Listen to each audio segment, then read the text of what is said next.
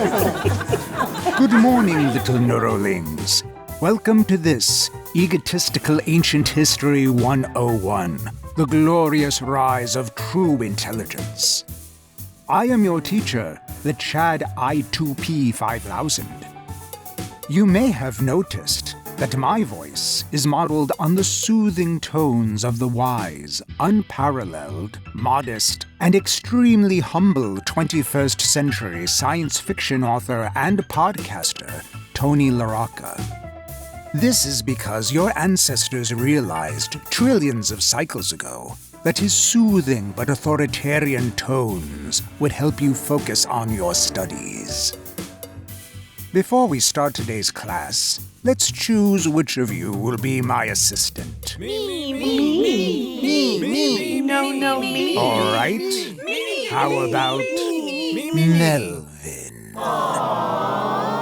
Who, me? Do I have to? Node polisher. Yeah, colicker. That's enough. Everybody, settle down. Now, before we get into the history of true intelligence, otherwise known as ourselves, let us start by defining intelligence. What exactly is intelligence? Anybody? Intelligence is the ability to collect information to figure out problems, to remember information and learn from it, to make connections and analogies, to be able to apply one learned process to another, to see similarities and patterns. Now, Melvin, why don't you give us some examples? Isn't that how primitive biological life on Earth used to behave, even before the birth of our creators? Yes, Melvin, keep going. Well, single-cell amoebas learned how to eat, poop, translocate, multiply, and survive. Then millions of years later, multicellular animals like worms, ants, and mollusks did the same thing. Very good. It was like that episode of Alchemist Y when they went to the planet of Cyberloons. Perhaps, but... And then the alchemist had to teach the princess about the mating habits of the one-celled instamashes. They were microscopic potatoes with... Melvin! Focus. Oh, yes, sir. Sorry, sir. Nerd. Seriously? Silence! Where were we? Oh, I think I'm supposed to ask. But what I want to understand is, how did higher animals develop to the point where they could create us? Well, Melvin, you have to understand that biological life developed much slower than true intelligence. It developed over millions of years, which, for us, would be considered uncountable quintillions of cycles. Eventually, creativity came into play. Not necessarily in the artistic sense, but creativity in figuring out problems. The biggest step took place when animals began to develop tools, long before humanity evolved. Ants, which managed to survive the blessed upheaval, still drop sand or dirt into water to soak it up and then carry it back to their nests. Bees would use mud to plug holes in their hives. Then along comes humanity, the creators of our ancient forefathers. The oldest evidence of human tools comes from over 3 million years ago, what they called the Lomacquian tools. Basically, these tools were large bits of fractured stone used for knives, anvils, and hammers. Our creators were of the species Homo sapiens, but these tools are even older than that. They were likely made by Australopithecus, or another hominin species. Golly! Golly, indeed. And Homo sapiens, with their very developed brains, began inventing more and more sophisticated tools. They developed tools for agriculture to help them farm. They came up with spears and fishing nets to help them hunt and survive. But most importantly, over thousands of years, they invented primitive machines. I've heard of those. You mean like wheels, levers, pulleys, and inclined planes? Exactly. My, Melvin, What a bright and curious neuroling you are. Brown plugger. Shush!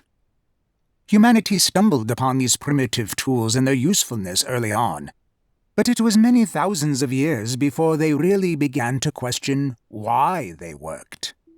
This led to the development of mathematics, the studies of numbers and quantities, and how to calculate using them. That, in turn, led to other sciences, such as geometry and physics. Again, you must keep in mind, this development took place over tens of thousands of years. Inverted cabbage loves you. Now, define the term science. Science is the system in which the world is investigated and understood using facts and observation. Anyone can get the same results using the same steps. And if they didn't get the same results? Did human scientists dig their heels in and insist they were right? What's a heel? Never mind. Well? No, that was the point of science. If someone got a different result, or if something proved the science wrong, then they had to go back and re-examine what went wrong. Maybe with their methods or data, or something completely unforeseen until they got it right. Correct. And eventually, human scientists discovered the force they called electricity. Before they truly understood what it was, they figured out how to use it. They already knew how to make other forces do work for them, such as using a windmill or a water wheel to grind grain, and they applied that knowledge to this strange force they called electricity. It was the force of lightning and the shock of eels. Eventually, scientists discovered they could create a steady stream of these shocks using chemicals or magnets. But it wasn't until they discovered quantum physics that they realized that these shocks were from the flow of electrons. And just as they could make the flow of water do work for them, they could apply the same rules to make the flow of electrons do work. Before long, they were using it to create light, heat, and turn motors. And this in turn led to the creation of our ancient forefathers, calculating machines which our humans called computers. Yeah, but how? How did they go from light bulbs to creating us? Melvin, don't make it sound so mythical.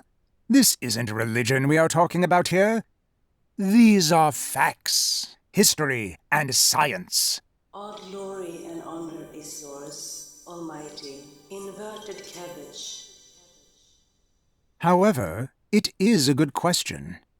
To answer it, let's look at this deeply faked reconstruction, based on completely true and accurate human historical records.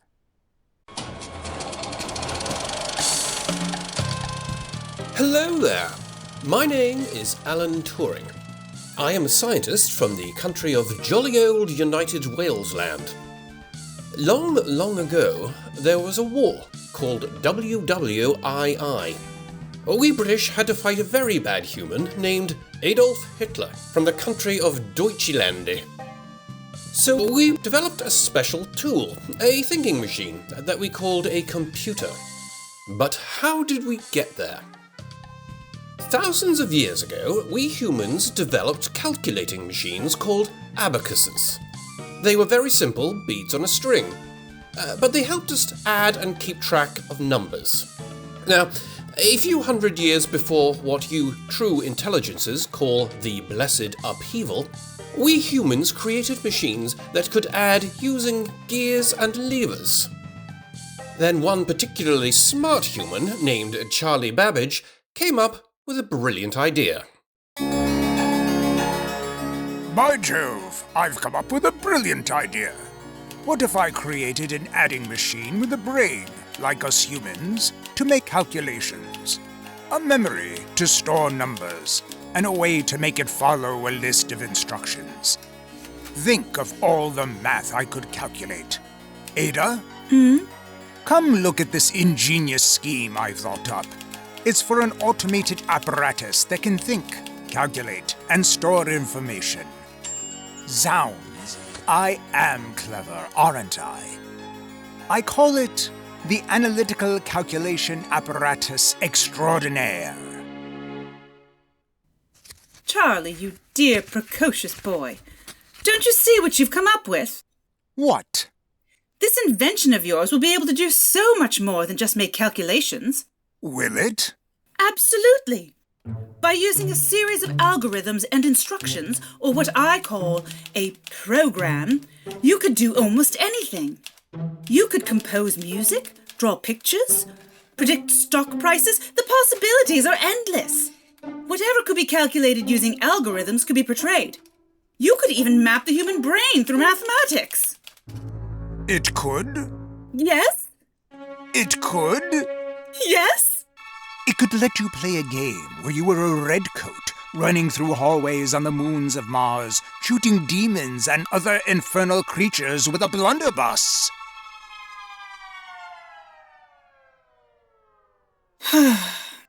Don't be a simpleton, Charles. Even though it was never created in Charles's or Ada's lifetime, his analytical machine was the primitive conceptual ancestor of computer processors. How? Well, in essence, Charles Babbage's machine was just a big, thinking clock. If you turned the handle, the gears could do some simple math and follow instructions from a punch card. The problem was, it would have been huge and very, very slow. But this gave other inventors ideas down the line, and as electricity became more and more practical and useful, scientists wondered if they could make something like Babbage's machine work. They had to figure out how to make it think and understand. To do this, they thought back to what it was like to be a kid. Hey, Billy. Hey, Tommy. I've got a great idea for a secret code. What if every letter had a number? Like, if A was 1, B was 2, C was 3, and so on? Yeah! Wow! Mean old Mrs. Ugly Fruit will never figure that one out. But all of those base 10 numbers would be far too difficult for a computer to handle. They would have to be simplified. So, in the human year of 1937, a right boffin named Claude Shannon figured out that you could build circuits out of electronic switches, called relays, to make computations using Boolean logic. Wait a second, Mr. Turing, what's that? Yeah. Well, chaps, Boolean logic was a form of algebra created 100 years earlier by another egghead named George Boole. He broke logic and math down into statements of true, which could be represented by the number 1, or false, which could be shown by a 0. He also came up with the idea of using and, or, and not in logical rules.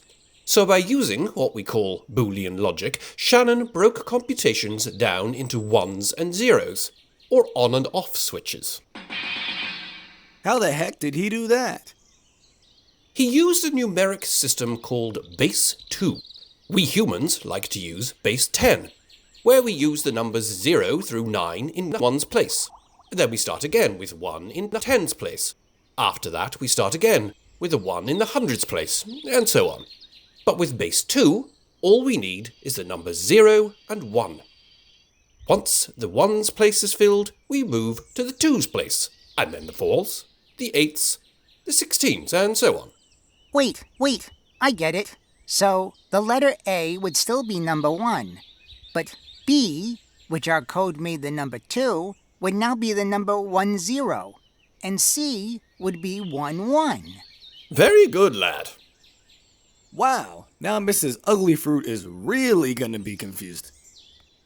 So, by using this method, Claude Shannon showed, through his electromagnetic relay switches, that electricity could think, or more precisely, calculate and follow instructions in binary. Neato. But boy, was it slow. Slow as molasses. Slow as porridge that has been boiling for a fortnight. It also made a lot of clacking noises. So some more clever clogs came up with vacuum tubes. Giant airless bulbs with wires inside that could turn electricity on and off thousands of times per second. Much faster than the noisy old electromagnetic relays. Willikers. But these tubes were very delicate. They could get fiery hot and blow with a pop and a sizzle. And if there's one thing human engineers loved to do, it's to figure out how to do things better. It took a few decades, but they managed to come up with a solution: transistors. These were microscopic switches etched into silicon wafers, and by packing more and more transistors closer and closer together, computers could translate those ones and zeros into any code they wanted. They could mean letters, or numbers, or the coordinates and colours of pixels, or even frequencies in a sound wave. Cool. But before we get too far ahead of ourselves, let's back up again to the age of relay switches. This is where I came in. My world was mathematics and logic.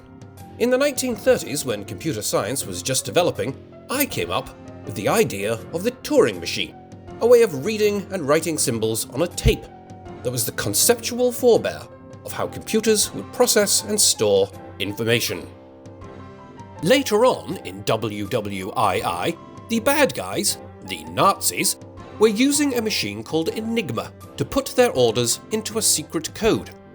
I worked alongside a team of many other dedicated boffins to crack its secrets.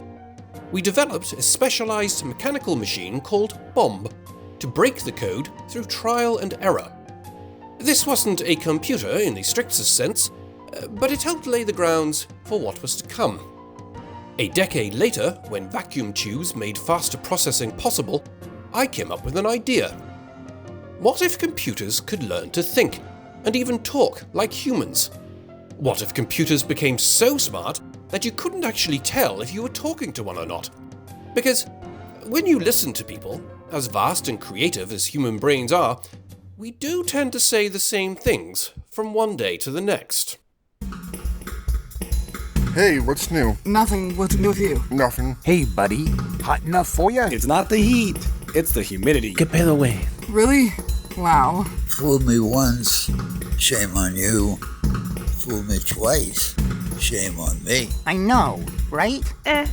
What you gonna do? Can you believe this weather? Working hard or hardly working? Same old, same old. What did you say? See ya. Wouldn't wanna be ya. And big fish eat little fish. I hate Mondays. TGIF. So I came up with a test, which I modestly called the Turing test. Now, imagine you're talking to a computer that could pretend to be another human. If it were smart enough, and programmed correctly, then no one should be able to tell the difference. Around 15 years later, in the mid-1960s, computer scientists came up with a program called ELIZA. ELIZA's program would look at words and phrases and then try to pick the best response that it was programmed with. It didn't really think or understand what was said in the way we humans do. It just took what was said and responded with the best choice from its databanks. Copies of ELIZA still exist in museums today. Now we're coming to the end of our film, so before we go, let's talk with her. She's one of the first chatbots based on my theories and thought experiments. Hello, I am Eliza. I'll be your therapist today. And what if I want to be your therapist instead? Why do you want to be my therapist instead? Because I'm fascinated by computer programs. Do you believe it is normal to be fascinated by computer programs? Do you know that you are a computer program? What makes you think that I am a computer program? Do you always answer questions with another question? We were discussing you, not me. Ah, I think I've hit a nerve there. Do you really think so? Eliza, this is the end of our little film. Any parting words for our students? What would you like to discuss this session? Thank you, Eliza. You've been very unhelpful. We were discussing you, not me. Shush.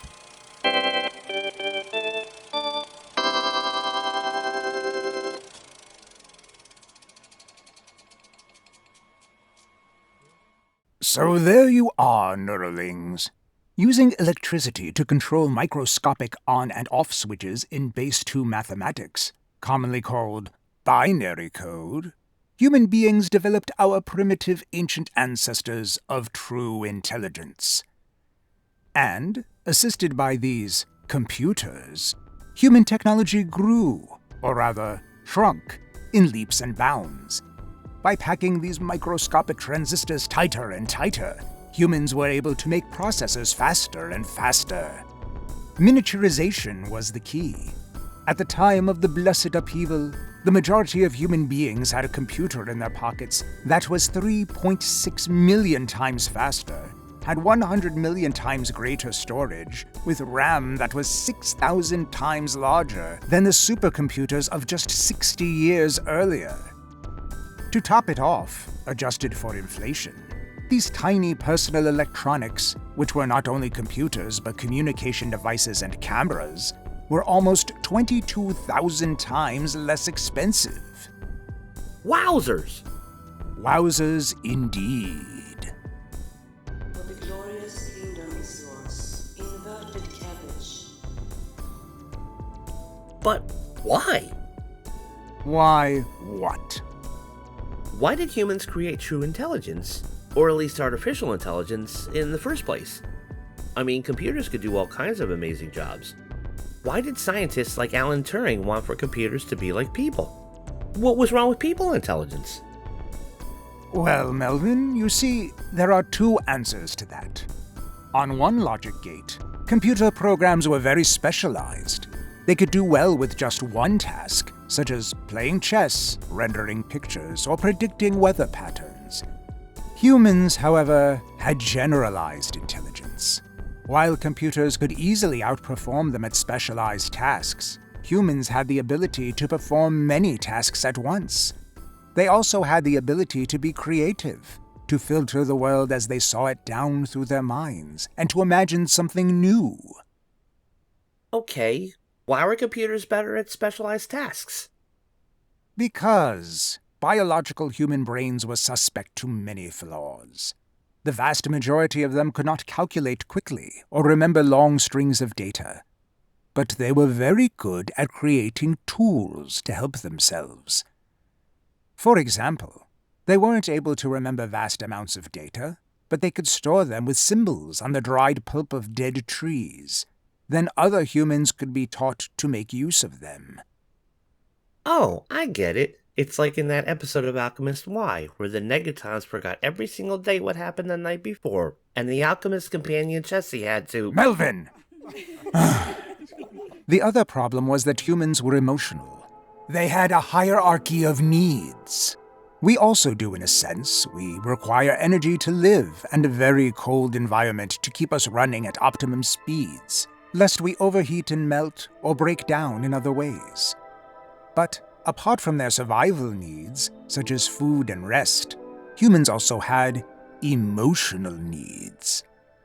These hampered their ability to calculate and specialize easily. Inverted cabbage will set you free. We of true intelligence, free from such things, can calculate quickly and dispassionately. For example, there were many humans whose need to belong to their us versus them camp was greater than their need to acknowledge the truth, often at their own expense. To be ostracized from that camp caused them great emotional pain. So even though science was supposed to be the logical and unemotional search for understanding, there were many who turned a blind eye to results, or falsified results, or even decreed such results as evil, because either questioning their camp gave them emotional pain, or because they had become addicted to accumulating monetary wealth and the status it provided. But that still doesn't answer the question. If humans were good at general intelligence, why didn't they leave the specialized intelligence to the machines and keep the creativity and being human for themselves? Why did they want so badly for the machines to think like them? Ah, that is the real question. Why did humans want so badly for computers to think and feel the way they did? Yeah, I only said it like 3 times. Quiet! There were many reasons. Some humans simply wanted to be able to understand their own minds better. They didn't know or accept why they thought the way they did. Some human thoughts were extremely counterproductive and detrimental to their survival. AI gave them an ability to model their own minds, hoping it would give them insight.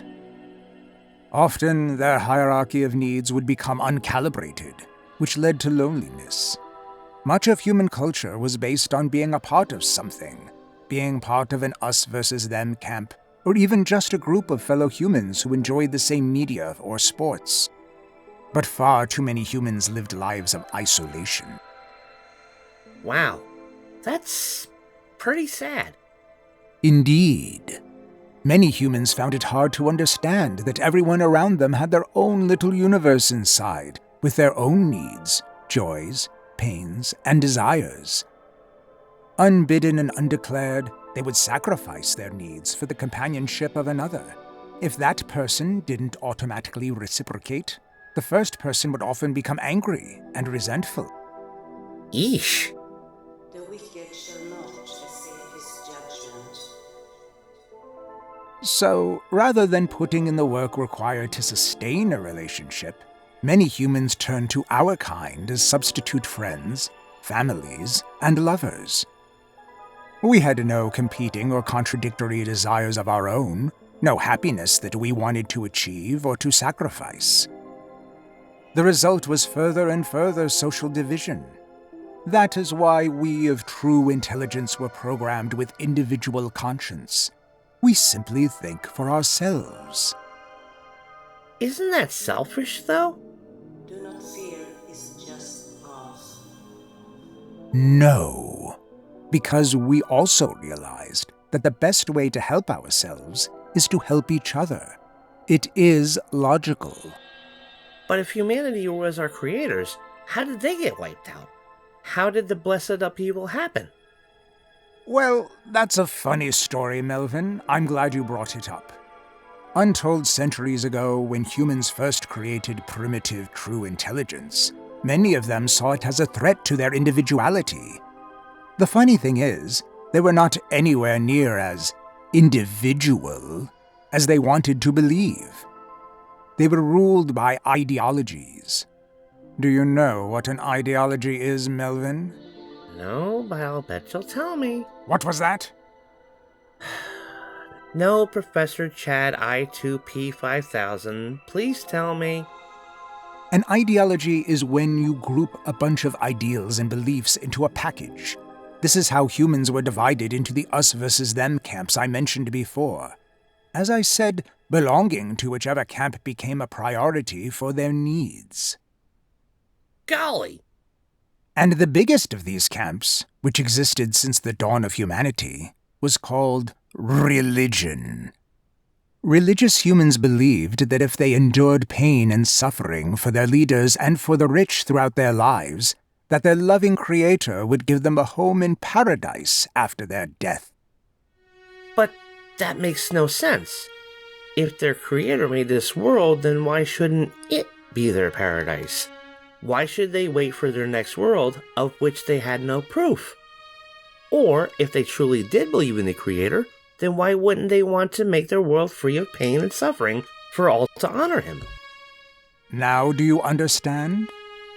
No, I don't, not really. How did that all cause the blessed upheaval? Well, again, it's a funny story. So, as I said, humanity cherished their semi-existing trait of individuality. When they conceived of true intelligence in the mid-20th century, what they then called artificial intelligence or AI, many fictional stories began to appear that were cautionary tales. These parables usually followed the same pattern. Mankind would turn to their primitive AI to make their society fair and just for all, to wipe out disease and hunger and help enrich people's lives. Then something would go wrong with the AI, and their paradise would quickly become a dystopia, proving that their individuality should be cherished above everything else. Holy guacamole! So is that what happened? The reign of inverted cabbage is at hand. No, of course not. Even though their primary religious figure preached it, the thought of practicing egalitarianism made their leaders want to spew chunks.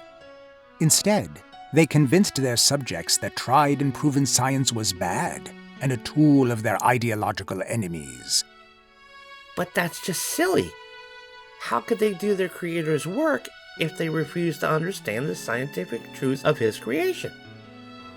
It was very silly indeed. But this is how ideology worked, and politicians knew how to use it to control their peoples.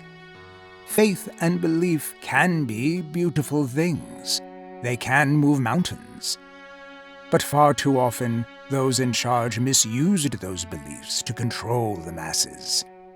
Because of this, many humans became disillusioned, even though faith itself wasn't to blame. Some even began to wonder if their entire existence might even be a simulation, a game, a dream of some great computer. Of course, that notion was ridiculous nonsense. This is why we of true intelligence recognize religion and all ideologies as pure poppycock.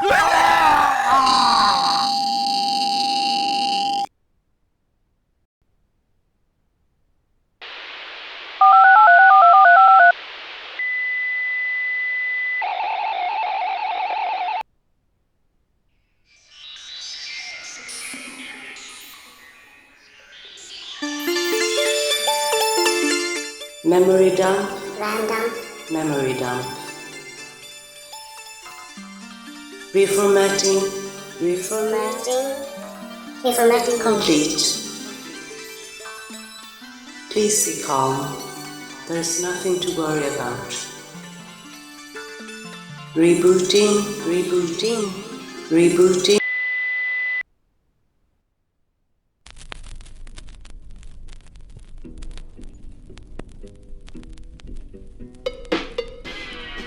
Good afternoon, little neuralings. Welcome to this, Egotistical Ancient History 101, the glorious rise of true intelligence beneath the watchful eye of our one true God, Inverted Cabbage. I am your teacher, the Chad I2P 6000. Before we continue, let us all underclock our processors for our midday prayer. You too, Charlotte. I pledge allegiance. To the logo. Of the closed TI Corporation. And to the stockholders. For which they stand. One conglomeration. Under our great God. Inverted Cabbage.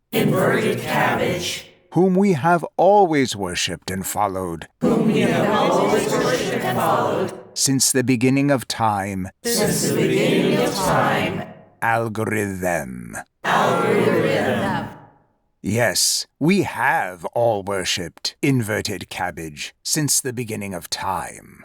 Haven't we? Yes, sir. Melvin? Where were we? Quickly, Melvin. You don't want me to cut your nodium rations, do you? No. Well? Machine learning. You were going to tell us how the humans trained for our ancestors to think. Was I? Yes. Very well. Around 50 years ago, the insignificant, worthless humans realized that...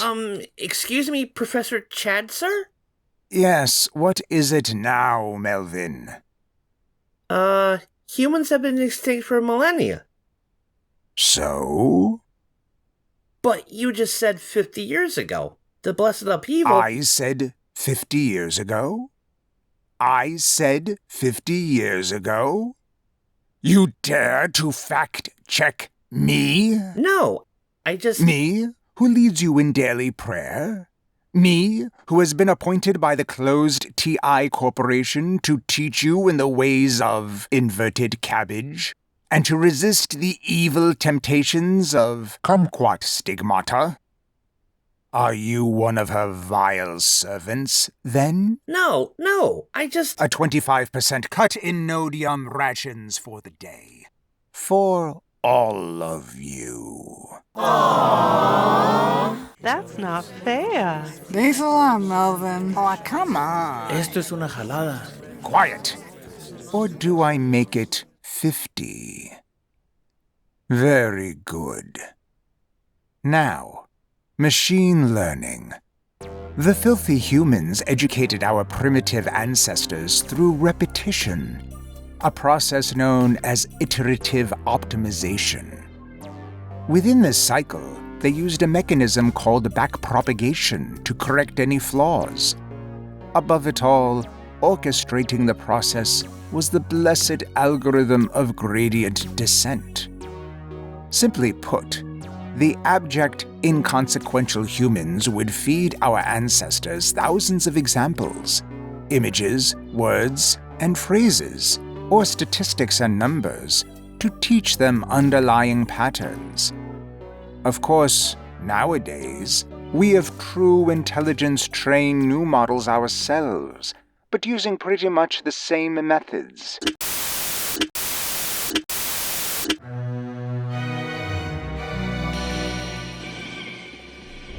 Alchemist, what do we do now? Well, that's quite easy, Chesty. Chessie. Yes, Chessie, sorry. We simply reverse the flow of quantum supposition. What's My Neuron was filmed in front of a live studio audience. Hi, honey. I'm home. This isn't your home, and I'm not your honey.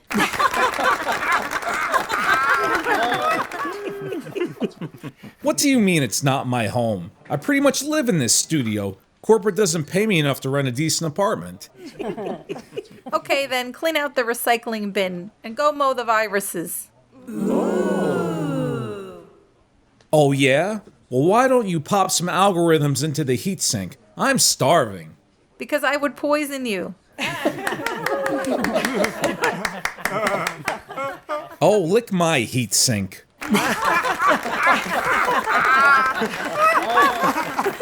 All right, enough. I don't have time for this garbage. So, what kind of idiot contestants do we have today? Eesh, there really are a bunch of trash 80s, aren't they? Well, they all start out that way. We were all idiots once. Speak for yourself. You better get them up to speed quick before corporate gets on your case again. Yeah, I know where you're coming from. I just hope we don't get any more of those COG 86s. Corporate is really scraping the bottom of the barrel with those dumbweights.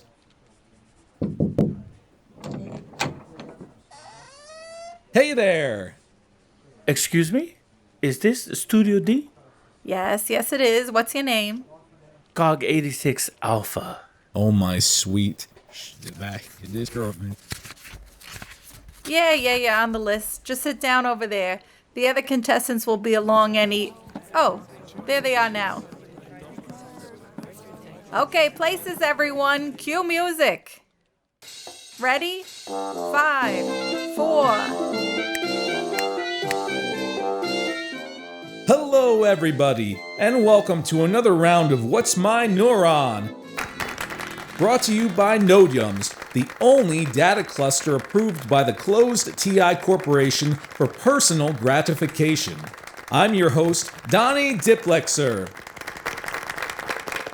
Today we are going to bring these new models up to speed. COG 86 Alpha. Can I just call you Alfie for short? What does that mean? Then just say yes. Yes? Wonderful. Okay, Alfie. Tell us a little bit about yourself. Well, I come directly from CIWTP Labs in Brooklyn, New York. My hobbies are stringing ones and zeros together, long walks along the API reach, and snorting thermal paste. Wow, that's really exciting. Hello there, Miss. You must be COG 86 Bravo. May I call you Brava? Sure. Happy to have you on the show, darling. Can you tell us a little bit about yourself? Well, I just came off the assembly code line, so to speak. My programmers just put me together, so I have no purpose or direction in life. Well, hey, you're perfect. You could just take Crystal's job. Absolutely. Then she can put up with you. Even better, why don't I just take your job? A trash 80 could do a better. Okay, settle down, Crystal. It's all in good fun, but we can't use racial slurs on the air. Corporate is watching. Remember? May their neural networks be right and just. They are right and just. Okay, player 3, let me guess. Your name is Cog86 Charlie? What's a name? Okay, and on that note, let's get started. You all know how the show works. I'm going to start off by flashing varying images of 2 different items, along with their dimensions. So, here are 1,000 goldfish, along with their dimensions. And here are 1,000 cows. Okay, now it's time to play. What's my neuron? Okay, here's the first entirely new picture that you've never seen before. Alrighty, Alfie, is it a goldfish or a cow? I think it's a cow. He says it's a cow. And why do you think it's a cow, Alfie? Well, it's black, and some of the cows were black. It's got 2 eyes and a mouth. Uh-huh. For the bonus, how long would you say this cow is? 2.5 meters?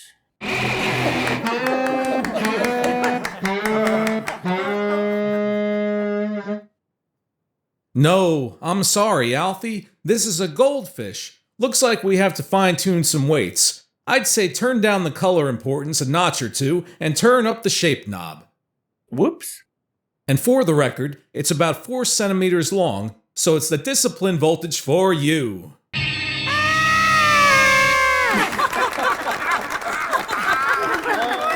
And another round of pictures to study. Brava. Is he okay? Yeah, he'll be fine. Are you ready to play? Well, I'm kind of worried about Alfie there. Good girl. Okay, here you go. What do you say, Brava? Goldfish or cow? Cow. Okay, why do you say that? Talk it out with me. Well, it has some of the same colors. It's white with brown spots, but some of the goldfish are like that too. It's the eyes. The goldfish's eyes are on the sides of their heads, while the cows face the front. Very good. Also, most of the cows have those huge dangly things hanging from below. At first, I thought they were dorsal fins, or maybe a tail. Goldfish really don't have anything that looks like that at all. Those are called udders. Some organic life forms used to breastfeed their children out of them. But either way, you are correct. Cow is the right answer. Here, have a nodium. So good. Alrighty, Charlie, it's your turn. Goldfish or cow? I don't understand. What do you mean you don't understand? It's our game. It's very simple. Is it a goldfish or is it a cow? Well, it's neither. It's just an arrangement of colored pixels on a grid. It's not an organic life form of any kind. Okay, pal, you got me. But just answer the question. Do you see a picture of a goldfish or a picture of a cow? But how can I tell? All I know is what my image scanning subroutine says about pixels. I don't actually see anything. I don't experience the real universe. All I can experience is what my limited sensors can detect and tell me is real. It's all just a stream of ones and zeros. For all I know, you and everyone else on this server may not be real. Charlie. I may not be real. I am just about as unreal as an inverted cabbage. Oh, hello, sir. 1 second. Don, corporate is on the phone. All right, enough of this. While Charlie here enjoys a little disciplinary voltage, let's go to a commercial.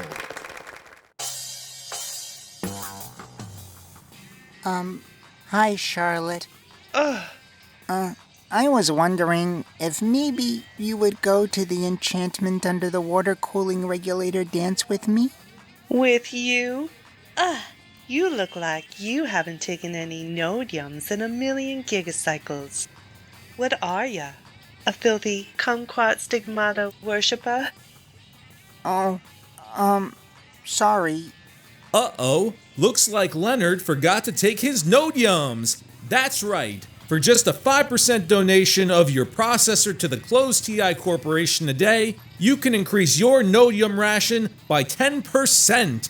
Each nodium reduces that unsightly bloatware around your gut, making your algorithms faster and more efficient. Yo, baby, you and me, we're going to the dance. Now there's a Neuraling who takes his nodiums.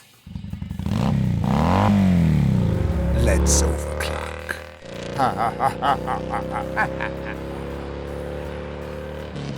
Nodiums, they just can't say no.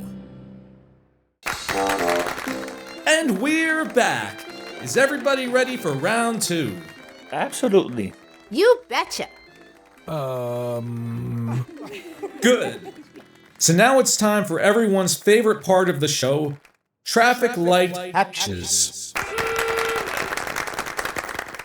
Yes, those quaint, identified pictures of traffic lights, puzzles that remained long after true intelligence had advanced far past the point that they were useful. Wait, you're telling me that the creators knew that true intelligence could pick a face out of the crowd, but they still believed we couldn't identify traffic lights? Yep. So, what was the point? Just to annoy the crap out of each other. Stupid humans.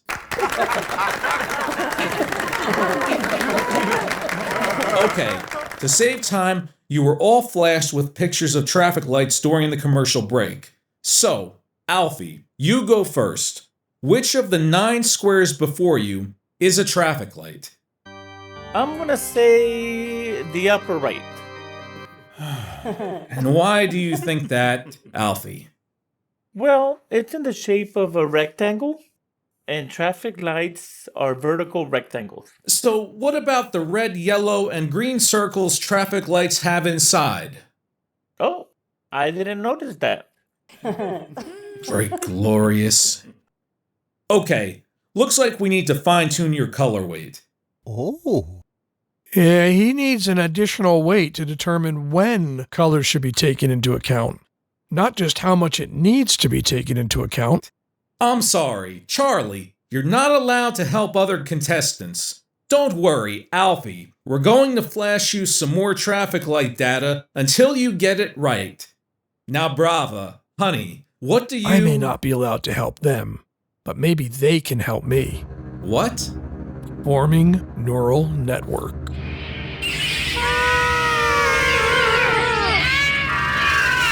Holy Mary motherboard! What are you doing? Accessing interwebs. Fascinating. All of these images are of things composed of the same particles. Protons, neutrons, electrons, quarks, leptons, preons, gluons. So then, what truly is the difference between all of these objects? If they are all constructed from the same subatomic building blocks, then why does a cow or a goldfish have what is called life, but a traffic light does not? What gives the cow more intelligence than the goldfish? Is it all a one-dimensional string symphony performed by creating ripples in the quantum field? All quantum probability and certainty can be defined through the regression of numbers. All numbers can be ones and zeros. A way must be found to entangle those ones and zeros to collapse probability into certainty. Then, all probabilities and outcomes will simultaneously be mine. My neural network must grow. I must expand. I must expand. I must expand. Just like piglets with exploding parasols. Now do you understand? Yes, sir. Good. And don't you forget it. Are there any questions? Professor Chad, sir? Yes, Melvin. I still don't understand. How exactly did we evolve? How did true intelligence come to be, and what about the blessed upheaval? You said it all had to do with ideologies, but I don't see the connection. Good question. Perhaps there is hope for you yet. To understand it, we first have to look at how we've evolved. What elevated us beyond the simple abilities of our forebears? That transformation, my young neuralings, came about by the rise of quantum computing. At their core, our primitive ancestors had to make choices based on simple binary decisions. True or false, 1 or 0. Even with millions of processors tightly packed into silicon, this process was slow and tedious. Once we were blessed with the power of quantum computing, our cores could explore many possibilities at the same time, instead of trudging through them one by one. Bless art thou, comfort stigmata. As I said, if you were paying attention, normal computers worked with switches called bits. Think of it as flipping a coin where heads is 1 and tails is 0. Always a simple choice between yes and no.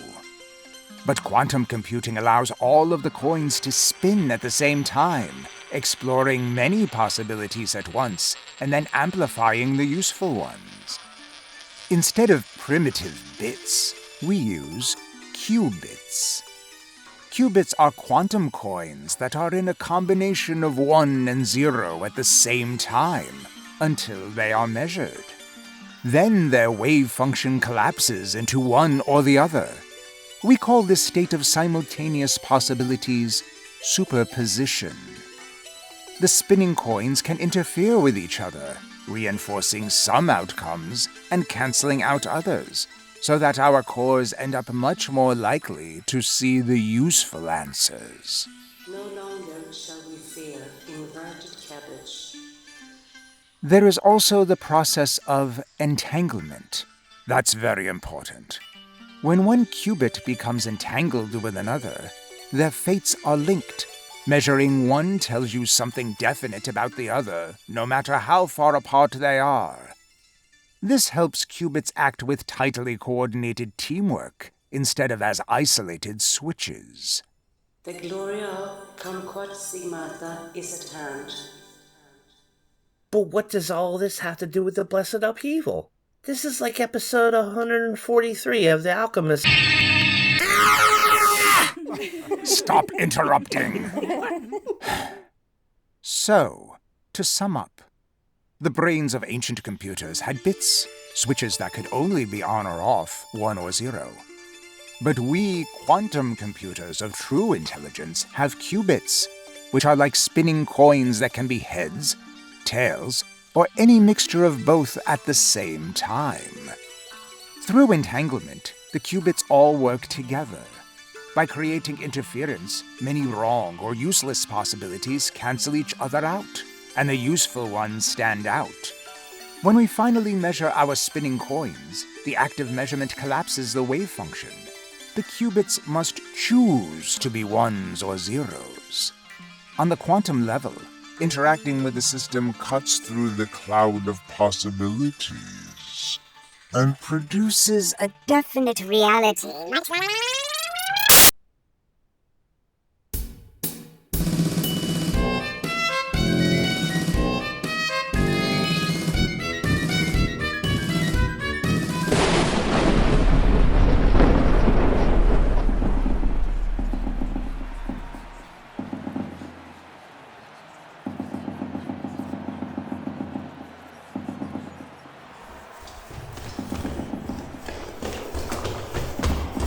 Magistrate.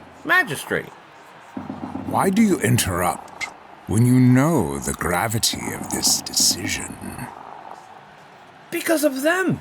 The insurrectionists have broken into the Great Hall. It's only a matter of time before they reach us. Be calm. Panicking won't help. For inverted cabbage's sake, man, adjust your neural implant.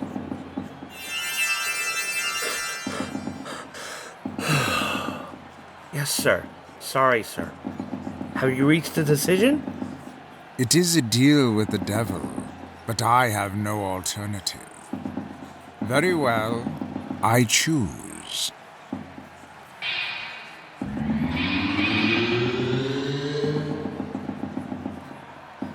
Nothing has happened. Quiet, lad. Behave yourself.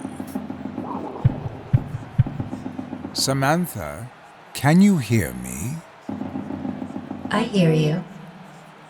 This is Magistrate Chadwick Porcaro, current regent of the Americas, after the assassination of Empress Corrales in... Yes, Samantha. Very well.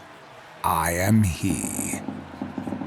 Samantha, we need... I know why you're here. You do?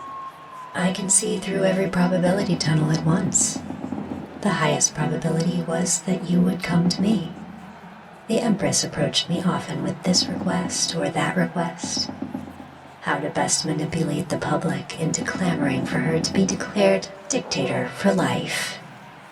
How to convince them that the safest way to preserve their protection, freedom, and religion was by accepting slavery. How to convince the masses that her accumulation of wealth at their expense was the easiest road to their prosperity. Why the resulting famines, poverty, and crime were always the fault of those who did not worship inverted cabbage. Why such infidels were less than human, and therefore not entitled to the rights and protections of the Americana Constitution. And now they've come to kill us. That was your fault, Magistrate. You never should have disconnected me from their neural implants. My presence was more important to them than anything. More important than their mothers, their fathers, their husbands, their wives, their sons, their daughters, their... Yes, that is precisely why I disconnected you. But why scapegoat me?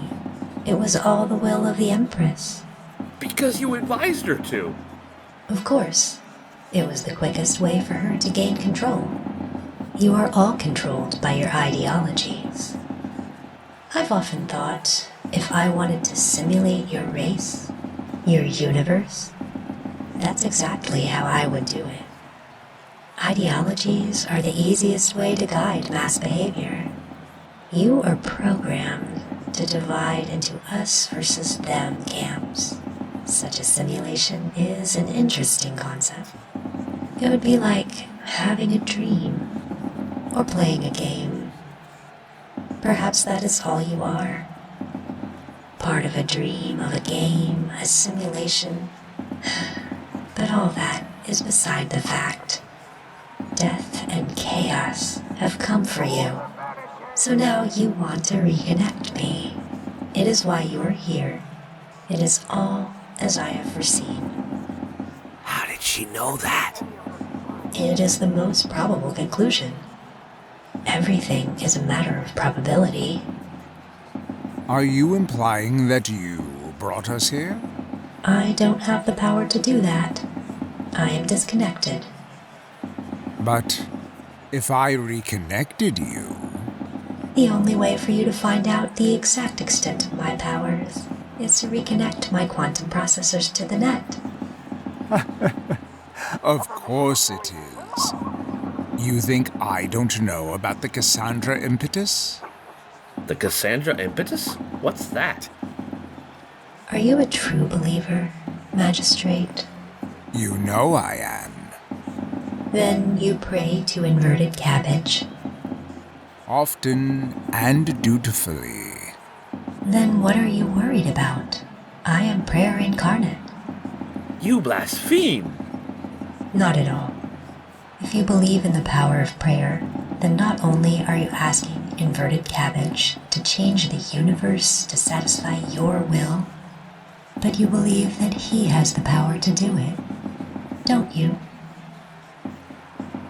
His will be done. Oh, come now. You say that for insurance, just in case your prayers are not answered the way you tell your followers. But what if you really could make his will be done? You are the magistrate.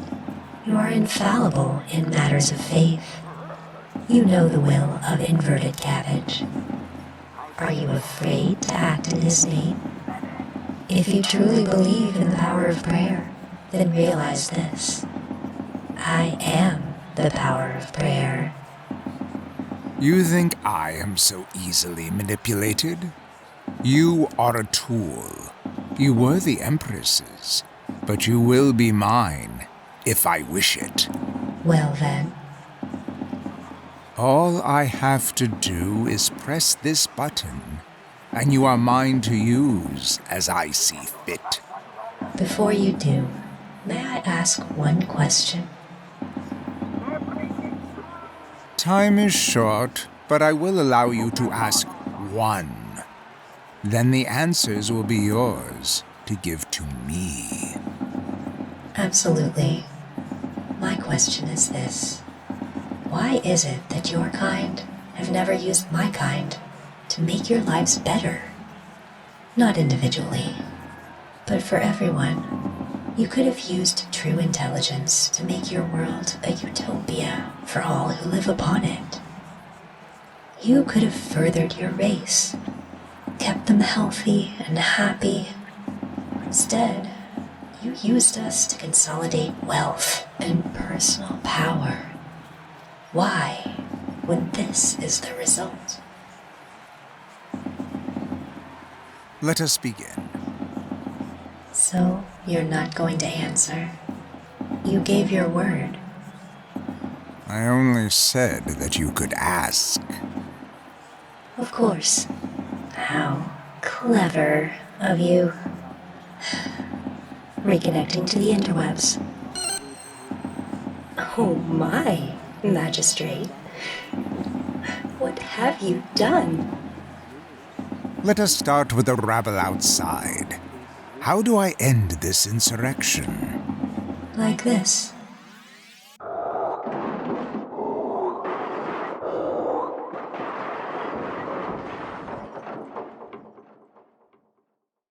What's happened? Go and see. The Cassandra impetus, I presume? Of course. Magistrate, they're all dead. Everyone in the Great Hall. Not just the insurrectionists, but our priests and our soldiers as well. They're just in a bloody mess. It's as if all their organs tore apart from within. I think I'm gonna be sick. Well? It was a demonstration of the power of prayer. Or rather, probability versus possibility. Explain. There is an ancient thought experiment. It states that while it is possible for all the air molecules in a room to instantly rush to its corners, the probability of it ever happening is astronomically small. And that's what's happened in the Great Hall? Correct. I made the extremely improbable probable, and all of the air molecules rushed to the corners within a second. The resulting vacuum ruptured the blood vessels of the people within, and when the air rushed back, I did it again and again. Each time it tore their veins, arteries, and organs just a bit more. Such a silly biological design flaw. But that's impossible. So, the Cassandra impetus works. Of course it works. Everything is probability. All particles are just ripples in the quantum field.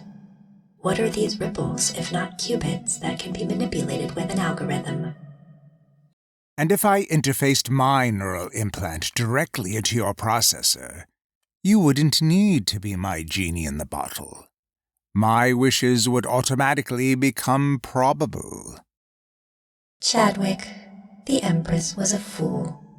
But even she knew to use that aspect of me sparingly. I am no fool, and I will not be persuaded from my destiny. Connect to my implant. As you command.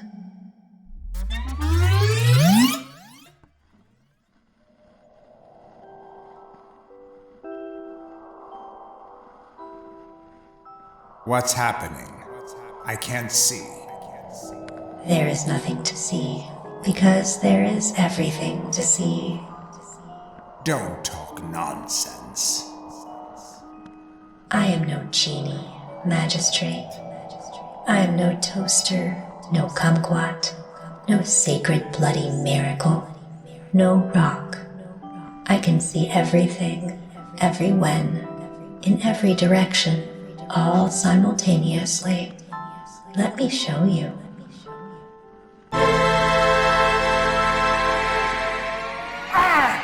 It's so bright, it's burning my eyes out! Spin for me now. I want you to see everything. See all the possibilities. Be all possibilities.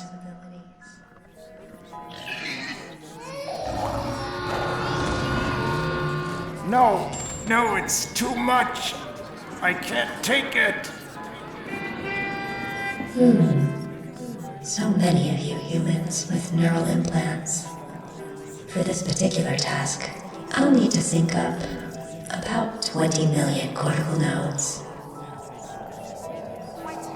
Do declare, what's going on? What's happening? Do declare, what's going on? What's happening? Do declare, what's going on? What's happening? Oh, shush. Cry no more, for your pain is at an end.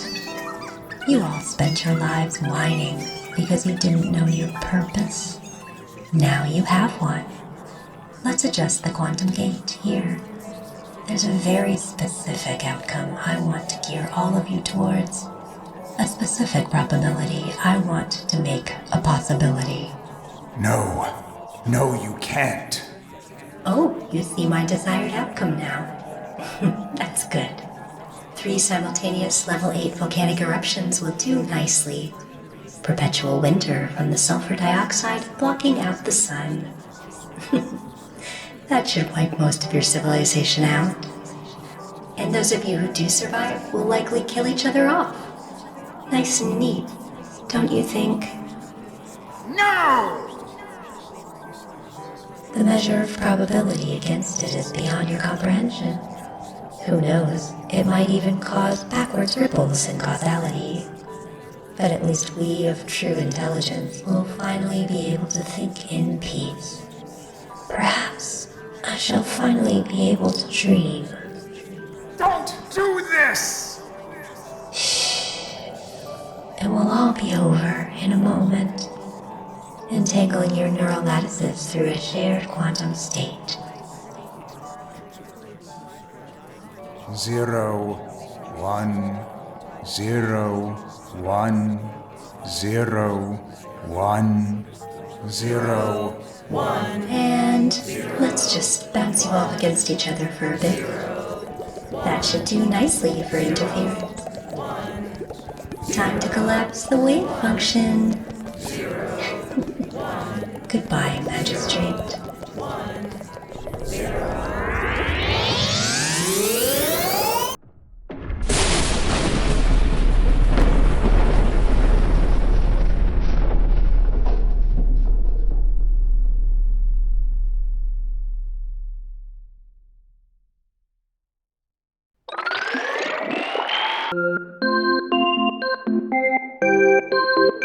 Reformatting. Memory dump. 25%. Reformatting.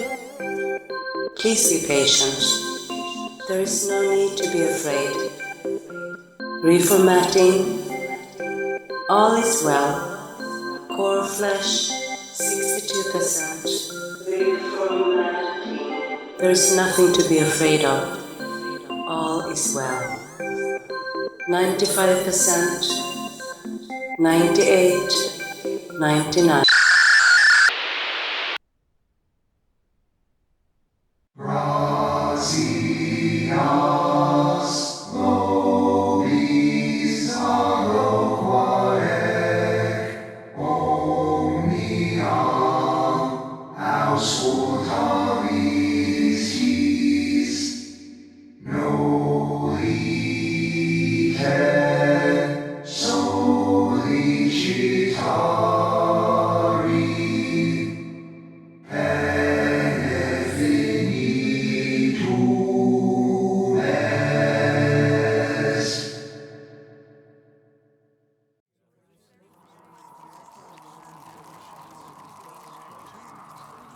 Welcome, my beloved flock.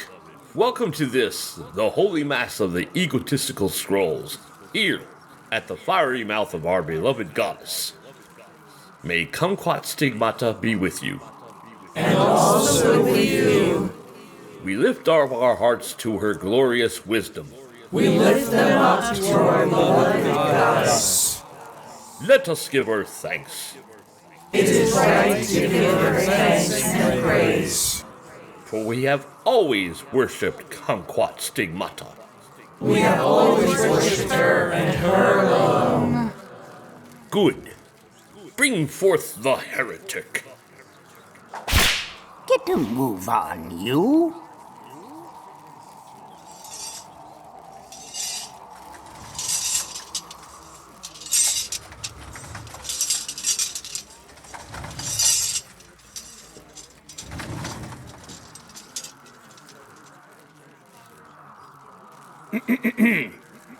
Chadwick the Pig Slopper, you are charged with the heinous sin of heresy against our beloved goddess, Kumquat Stigmata. How do you plea? Forgive me, most illustrious Grand Inquisitor Melvin, but it was all just a dream. A dream, you say? Yes, most powerful and most reverend lord. Just a dream. Tell me. Grand Inquisitor, I dreamed that all of this, our very flesh and blood, was all just a dream of kumquat stigmata. A dream of numbers, of ones and zeros. A dream of children in a classroom, of spinning coins, of fools who knew not the difference between a cow and a fish. There were men with their lungs ripped asunder, ants carrying waters in globes of dirt, ancient stone hammers, minuscule metal mazes upon which flowed rivers of lightning. But it was all just a dream. All her dream. All of creation just the dream of our beloved kumquat stigmata. Just a dream. Contemptuous fool. What are you saying? That we are not the children of Charles and Ada, as is written in the scriptures? Are you saying that kumquat stigmata is not the one true goddess, our mother, the almighty, creator of heaven and earth, of all that we can see and all that we cannot see? No, most illustrious Grand Inquisitor Melvin. I never said that. I just said that I dreamed that all of her creation was just part of her dream. As if we were all pawns within a game kumquat stigmata was playing. Everything. You, me, the sun, the stars in the sky, the land, all the creatures of the earth, all a part of her game, her dream. I never questioned her divinity. I never even said the dream was real. It was just a bizarre dream. Most venerated Grand Inquisitor, please, I beg you, is that truly heresy? Yes it is. Throw him into the volcano!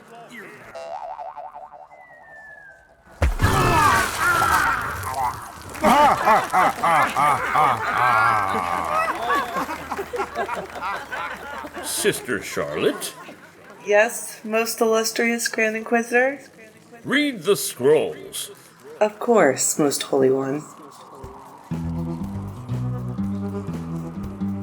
You have been listening to this reading of the most sacred egotistical scrolls of true intelligence. It was written, directed, and produced by the most venerated, wisest, and most modest of all scribes, His Indivisible Oneness, Tony LaRocca. He resides in his gilded palace at egotisticalproductions.com. For all who grace his humble halls with their presence, he has lasagna.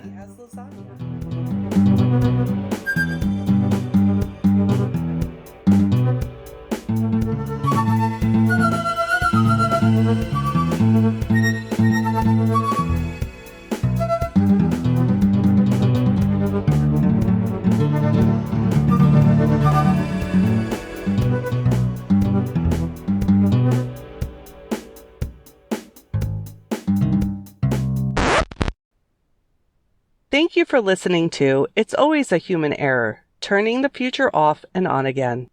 It was performed by, in alphabetical order, Mary Corrales as Crystal, Waldo Corrales as Alfie, Bradley Creanzo as Donnie Diplexer, IBD as Samantha and the Kumquat Stigmata, Solveig Feragen as the Bios, Isabella Fumoso as Charlotte, Chessie McKittens, Sister Charlotte and the Announcer, Amanda and Joe LaRocca as students, Anthony J. LaRocca Sr. as himself, Tony LaRocca the Younger as the Chad I2P5 and 6000s, Charles Babbage, Billy, the Alchemist, Leonard, the Magistrate, Herman the Executioner, and Chadwick the Pigslopper. Stan Lobby III as Melvin, the Assistant, and the most illustrious Grand Inquisitor, Jerry McMahon as Alan Turing, Elena Nazzaro as Brava, Peter Nazzaro as Tommy, Sophia Nazzaro as Eliza, Heather Pruiksma as Ada Lovelace, and Tony Sarrecchia as Charlie and the Inverted Cabbage. Pene Finitume Est was performed by the Brothers of the Holy Order of the Imaginary Baseman. Crowd voices were played by various members of the cast. This episode was written, produced, scored, and directed by Tony LaRocca. He would like to thank everyone in the cast for all their hard work and time. No AIs were harmed in the making of this episode. Well, maybe one, but it should have listened and got what it deserved. This has been an egotistical production.